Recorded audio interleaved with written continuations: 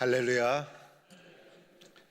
태풍이 다가오고 있는데 비가 내리는 것을 보니까 가을비구나 라는 느낌을 가지게 됩니다. 가을이 우리 가운데 성큼 다가왔습니다. 여름을 지날 때는 언제 이 더위가 지나가나 라는 생각을 했는데 시간이 지나다 보니 가을이 우리 가운데 성큼 다가왔구나 라는 느낌을 가지게 됩니다. 오늘 우리는 빌립보서 2장의 말씀을 보았는데 빌립보서 1장에서 바울은 개인이 처한 상황에 대해서 설명해 주었습니다.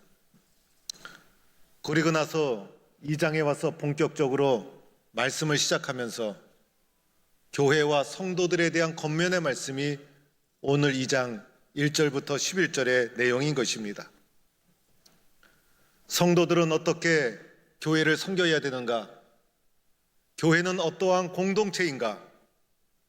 이런 것에 대한 권면의 말씀이 오늘 말씀인 것입니다. 내가 예수를 영접하고 나면 개인적으로 그리스도인이 되어지는 것입니다. 개인적으로 예수를 영접하고 그리스도인이 된 이후에 교회 공동체가 이루어지게 됩니다. 이 교회 공동체도 사람들의 모임이다 보니 사람과의 관계가 이루어질 수밖에 없습니다. 그런데 이 교회 공동체는 세상의 공동체와 다르다는 것을 알아야 합니다. 세상의 사람들의 모임과 교회의 사람들의 모임이 같다면 누가 교회에 나와서 헌신하겠습니까? 이 교회에서 이루어지는 사람과의 관계는 세상 속에서 이루어지는 사람과의 관계와는 다르다는 것입니다. 그래서 오늘 1절 말씀에 교회 속에서 이루어지는 사람과의 관계 속에서 이루어지는 모습이 소개되고 있어요. 권면이 있다는 것이에요.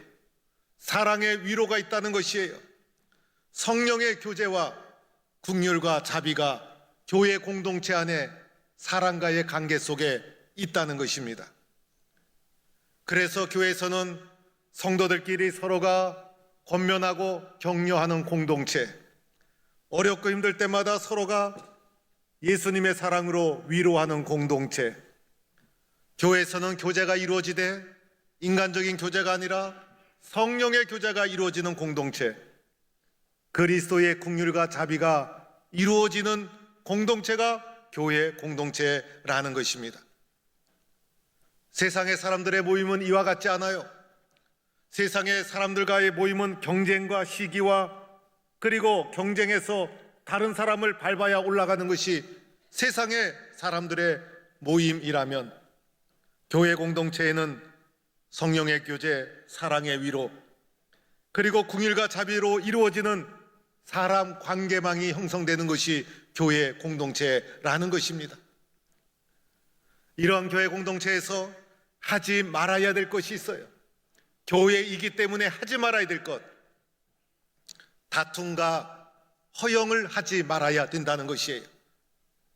다툼과 허영은 성도들의 관계를 멍들게 해요. 그래서 교회를 위하고 주님을 위한 것이 아니에요. 자기를 위한 것이고, 그래서 다툼과 허영으로 교회를 섬기고 성도들과의 관계를 해서는 안 된다는 것입니다. 다툼이란 무엇일까? 자기만 옳다고 생각하는 거예요. 그래서 자기만 옳다고 생각하고 다른 사람의 의견을 배척하고, 그리고 그러한 의견에 동조하는 사람을 조직화하고, 그리고 의도적으로 배척하고 자기가 옳다고 생각하는 곳에서 다툼이 일어나게 됩니다. 허영이란 무엇일까? 자기를 과대하게 포장하고 드러내는 것, 그래서 다른 사람을 이용해서 자기 자신을 과대하게 과시하고 포장하는 자기 중심적인 행위, 이것을 하지 말아야 되는 것이에요. 교회의 모든 문제는 다툼과 허영에서 일어나는 거예요. 좋은 뜻을 가지고 일을 진행하다가도 어느새 인간이기에 다툼과 허영이 틈을 타서 들어올 수가 있어요.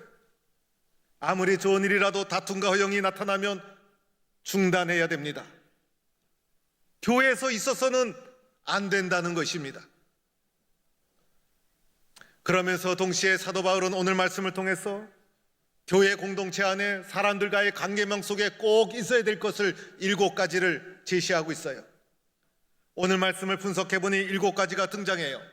첫째는 마음을 같이 하라. 이것은 교회 공동체 안에 꼭 있어야 될 사람과의 관계 속에서의 관계망, 마음을 같이 해라.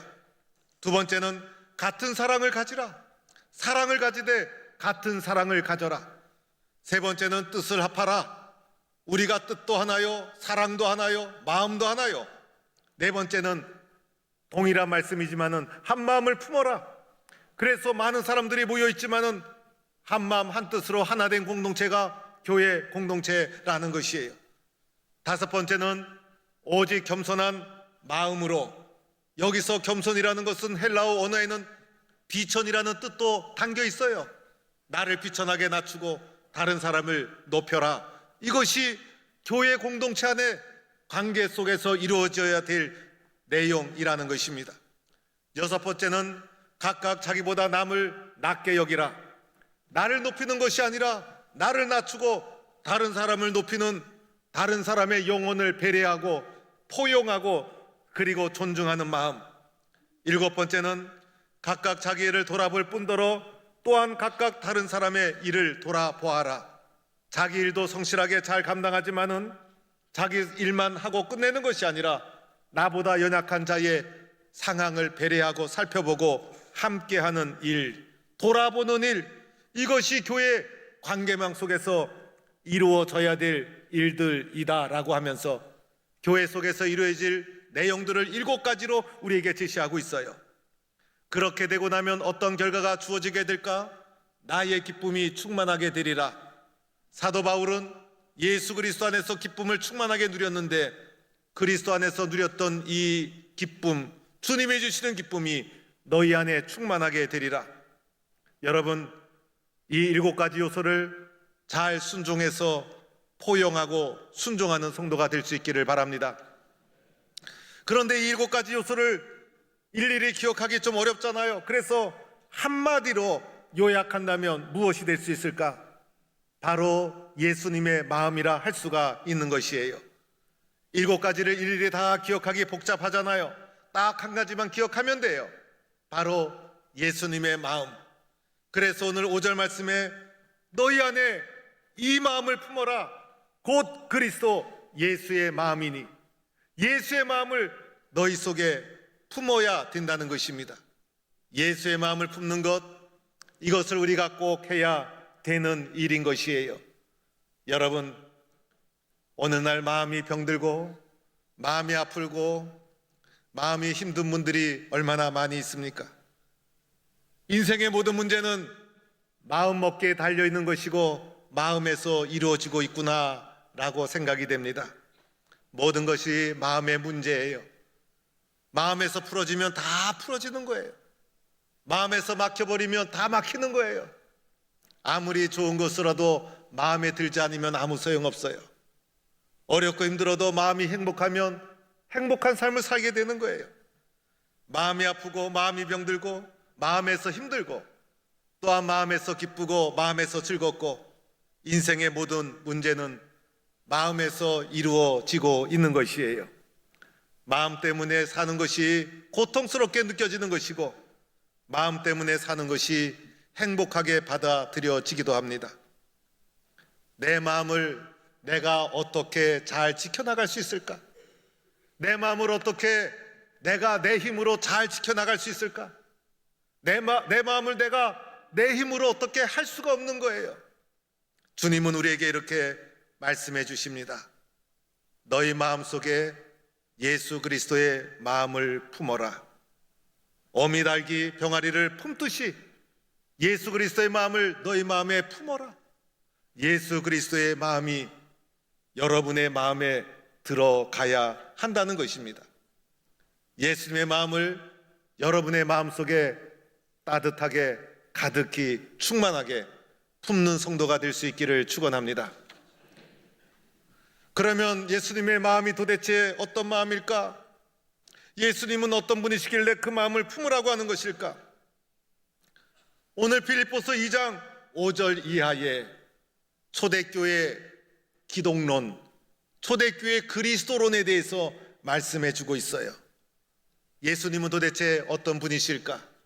오늘 말씀해 보니 놀랍게도 예수님은 하나님과 동등하신 분이다, 하나님과 본체시다, 놀라운 선포예요.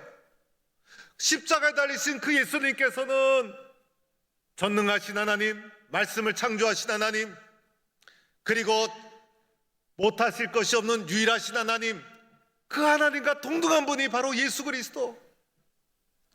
그런데 동등함에도 불구하고 자기 자신을 비워서 종의 형체를 가지시고 낮아지셨어요. 그래서 예수님은 하나님과 동등함에도 불구하고 하염없이 낮아지셔서 종의 형체를 짊어지셨어요. 가장 낮은 곳으로 내려오신 예수님. 우리는 올라가기 위해서 발버둥 칩니다. 올라가기가 어렵다고 생각해요. 그런데 올라가기보다 더 어려운 것은 스스로 자신을 제약하고 내려오는 결단. 그런데 예수님은 이 어려운 내려옴을 자기 자신을 비우고 종의 형체를 가지시고 하염없이 내려오셨어요. 그리고 죽기까지 복종하시되 곧 십자가에 죽으심이라. 끝까지 복종하시고 마침내 십자가에서 죽으신 분이 예수님. 이분이 바로 예수님. 이분이 가지셨던 마음, 이분의 마음속에 품으셨던 십자가의 사랑의 마음, 자기 비움의 마음, 낮아짐의 마음, 이 예수님의 마음을 너희도 품어라, 우리에게 말씀하고 있습니다. 나의 마음속에는 무엇이 심겨져 있는가? 나는 어떤 마음을 가지고 살아가고 있는가? 나 자신의 마음을 살펴봐야 합니다. 오늘 성경은 왜 이러한 마음을 품으라고 하는 것일까? 성경은 왜 우리에게 이런 마음을 품으라고 하는 것일까?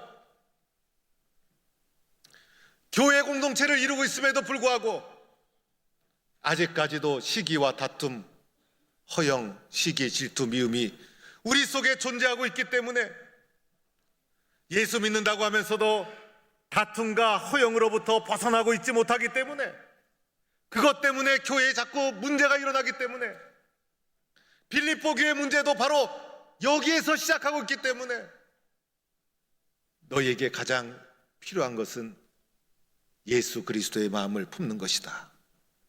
그 마음을 온전히 충만하게 품어라 권면하고 있는 것입니다. 왜 내가 그리스도의 마음을 품어야 될까? 내가 왜 내 마음속에 그리스도의 마음을 품어야 될까?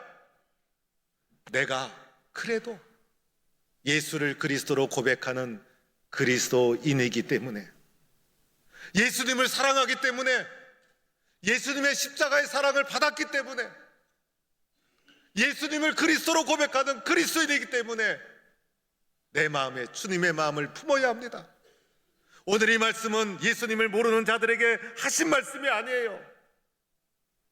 예수님을 모르는 세상 사람들에게 한 말씀이 아니라 예수를 아는 사람, 예수를 만나는 사람, 예수님의 사랑을 경험한 저와 여러분에게, 그리스도인이기 때문에, 너희가 예수를 알기 때문에 예수님의 마음을 품으라고 말씀하고 있는 것입니다.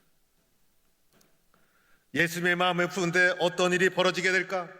오늘 말씀해 보니 하나님이 그를 지극히 높여서 가장 존귀한 이름으로 세워주시고 세상 모든 만물을 예수의 이름에 꿇게 하시고 하나님 아버지께 영광을 돌리게 하셨느니라.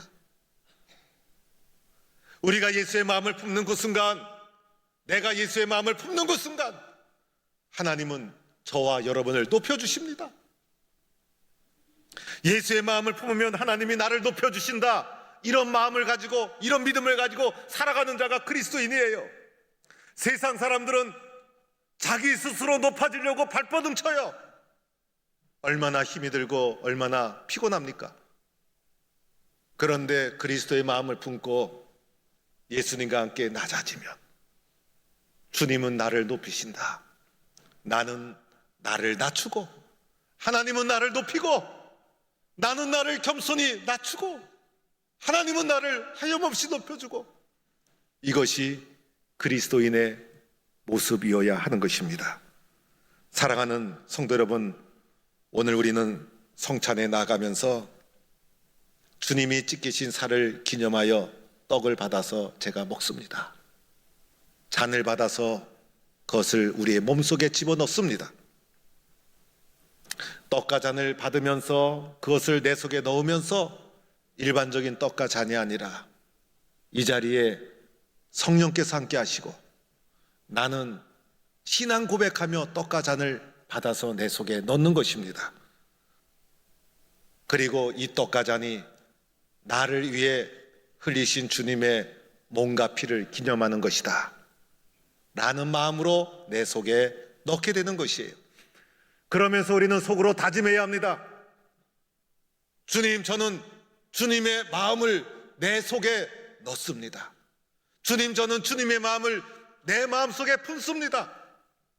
주님의 자녀임에도 불구하고, 성도임에도 불구하고, 믿는 자임에도 불구하고 예수님의 마음을 품지 못했음을 회개하고 가슴을 치며 통에 자복하는 심정으로 내 속에 주님의 떡과 잔을 집어넣으면서 주님, 제 마음속에 주님의 마음을 품겠습니다. 저는 주님의 마음을 품고 살겠습니다. 새롭게 결단하는 성도가 될 수 있기를 축원합니다. 그리하여 나는 나를 낮추고 하나님은 여러분을 높이고 나는 주님의 마음을 본받아 겸손히 낮아지고 그러한 나를 주님은 존귀하게 세워주실 줄로 믿고 주님의 마음을 품고 살아가는 성도가 되기를 축원합니다. 하나님 감사합니다. 오늘 성찬에 나아가면서 주님의 마음이 내 마음에 가득 채워지게 하여 주옵소서. 예수님의 이름으로 기도드립니다. 아멘.